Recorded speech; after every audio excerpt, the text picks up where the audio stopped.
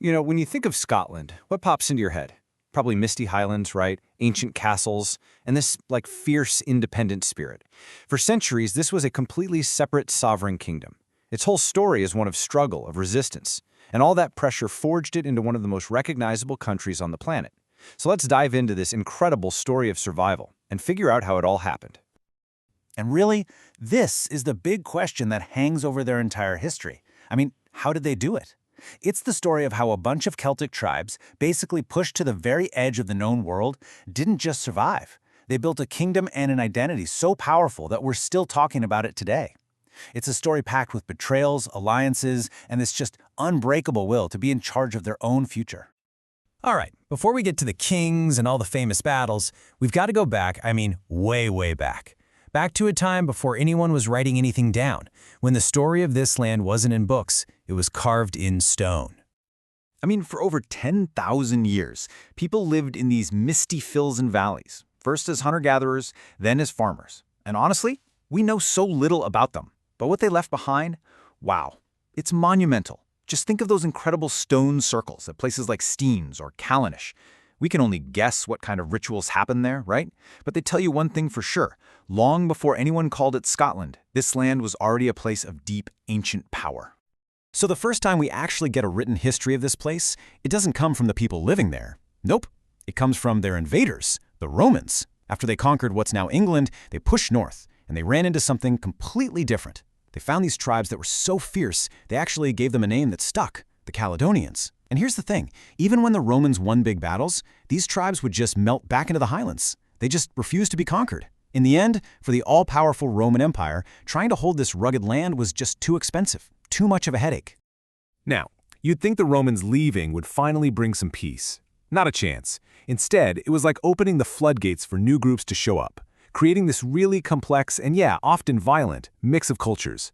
But here's the great irony of the whole story. This constant pressure, this threat from the outside, it turned out to be the one thing that could force all these different tribes to finally become one. Just look at this timeline for a second. It's a story of just constant pressure from the outside. First, you've got the Romans showing up in 43 AD. Then, when Rome pulls back, you get the Scotti coming over from Ireland in the 400s and setting up their own kingdom, all while the native Picts are still there. And then, in 793, a whole new nightmare arrives from the sea, the Vikings. And it was that threat, those relentless, absolutely ferocious Viking raids, that changed everything. It was a final push. Faced with an enemy that wanted to destroy them all, the Gaelic-speaking Scotti and the native Picts did something that must have seemed unthinkable at the time. Around the 840s, under a leader named Kenneth MacAlpine, they joined forces, they merged, and this union created the Kingdom of Alba, which is basically the heart of modern Scotland.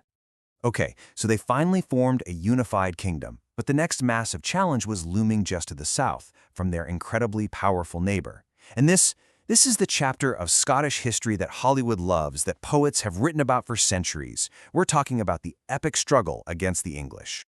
So, how did it all really ignite? Well, it kicked off at the end of the 13th century. The Scottish king died without a clear heir, and King Edward I of England was asked to step in and help decide who should rule. Big mistake.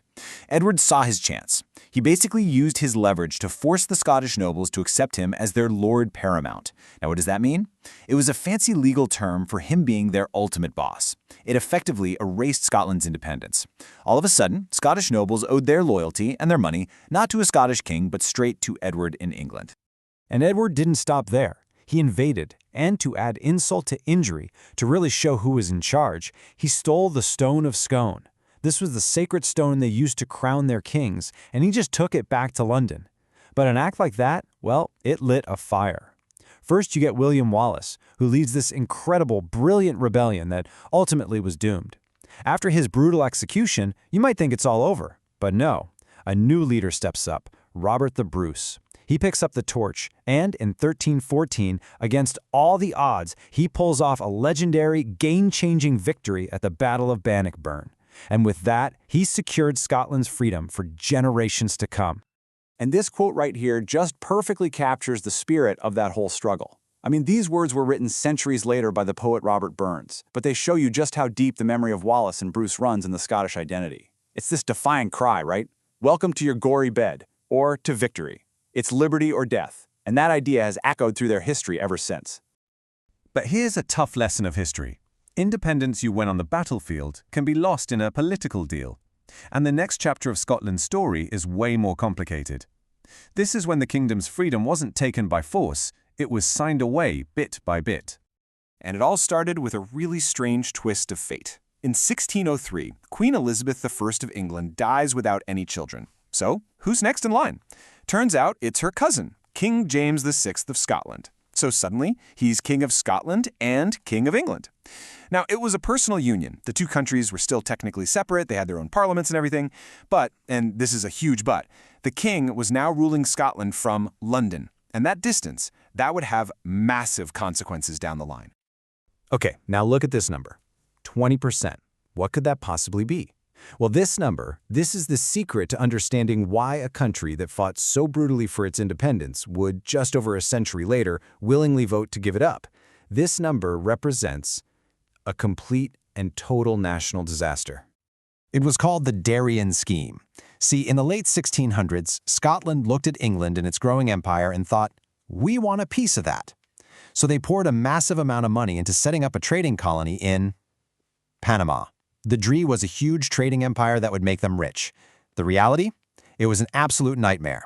The colonists are wiped out by disease, the whole thing was a disaster, and the venture collapsed, taking almost a fifth of the entire country's wealth with it. The country was basically bankrupt, financially shattered, and Scotland was backed into a corner with an impossible choice. So, in 1707, the Scottish Parliament voted to accept the Treaty of Union. And just like that, the two kingdoms merged into one, the Kingdom of Great Britain. Scotland's parliament was dissolved. Its sovereignty, which they had fought so hard for, was gone. Now, as you can imagine, a lot of Scots were furious. They saw this union as a total betrayal. And that anger fueled the Jacobite risings, a whole series of bloody rebellions trying to put the old exiled Stuart kings back on the throne. These rebellions were mostly backed by the Highland clans, and they were really the last gasp, the last major violent armed fight for a separate Scotland. And it all came to a brutal, crushing end at the Battle of Culloden in 1746. After Culloden, the old way of life, especially in the Highlands, was just brutally dismantled by the government. It was the end of an era. But from those ashes, Scotland completely reinvented itself. It transformed from this kingdom of clans into a global powerhouse of ideas and, believe it or not, industry. And the change was just staggering. I mean, look at this. In the late 1700s, you have the Scottish Enlightenment, where Scotland becomes this global center for new ideas, with thinkers like Adam Smith literally writing the book on modern economics. Then, a century later, the Industrial Revolution hits, and it becomes this industrial giant. The River Clyde, it was the place for shipbuilding in the whole world. But that incredible boom was eventually followed by a devastating bust in the 20th century. And this is the great paradox of modern Scottish history. Scotland was a crucial part of the United Kingdom and the British Empire. They contributed a disproportionate number of soldiers, engineers, thinkers, you name it. And yet, back home, by the middle of the 20th century, those same industries that had made them a powerhouse, shipbuilding, coal, steel, were in a state of irreversible decline. So when your economy is collapsing and you feel like the government making decisions for you is hundreds of miles away in Westminster, well, an old idea starts to bubble back up to the surface. That call for more control over your own affairs, and that desire for more political power, for autonomy, it just got stronger and stronger through the second half of the 20th century. Which brings us to this year right here, 1999, a date that marks probably the single most important political moment in Scotland for almost 300 years. Because in 1999, after 292 years of being silent, the Scottish Parliament came back. It was officially reconvened. Now, through a process called devolution, it was given power over really important domestic stuff, things like health, education, justice. It wasn't full independence, not by a long shot, but it was a huge step, a profound moment of reclaiming its own political identity. And that pretty much brings us to today. This long, messy, turbulent history, this cycle of resistance, union, decline, and then rebirth, it all fuels the passionate debate that's still going on about Scotland's place in the world. After everything they've been through, the nation is still figuring out its future. Will it choose to become fully independent again? Who knows? The only thing we know for sure is that Scotland's unconquerable story is a long way from being finished.